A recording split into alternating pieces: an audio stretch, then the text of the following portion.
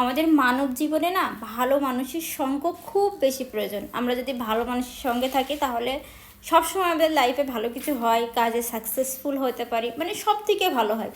তো আমি যে বাসায় রেন্টে থাকি সেই বাসা মালিক আন্টি আমারে খুব ভালোবাসে। আমি আন্টিকে দেখে অনেক বেশি মোটিভেশন পাই।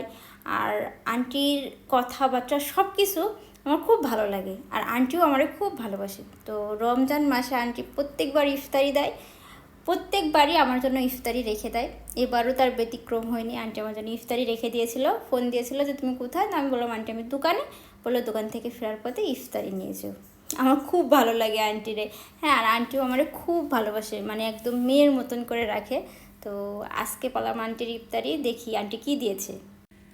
2 প্যাকেট দিয়েছে, কারণ আমরা 2জন মানুষ, সে জানে, যার কারণে 2 প্যাকেট দিয়েছে। এটার ভিতরে হ্যাঁ খেজুর, বিরিয়ানি আর শসা আছে। এই বিরিয়ানিটা খেতে কিন্তু খুব টেস্ট, আমি আগের বছরও খেয়েছিলাম। আর খেজুর তো দেবেই, আর এটা শসা। এটা ছিল ইফতারি, তবে এখন আমাদের ডিনার হবে এটা দিয়ে, কারণ আমি এইমাত্র বাসায় আসলাম আর এখন প্রায় 11টা বাজে। আমার ভালোবাসার মানুষের হাত থেকে পাওয়া, আর এটা খেয়েও আমার খুব বেশি তৃপ্তি লাগবে, আর এটা খেতে সত্যিই খুব টেস্টি।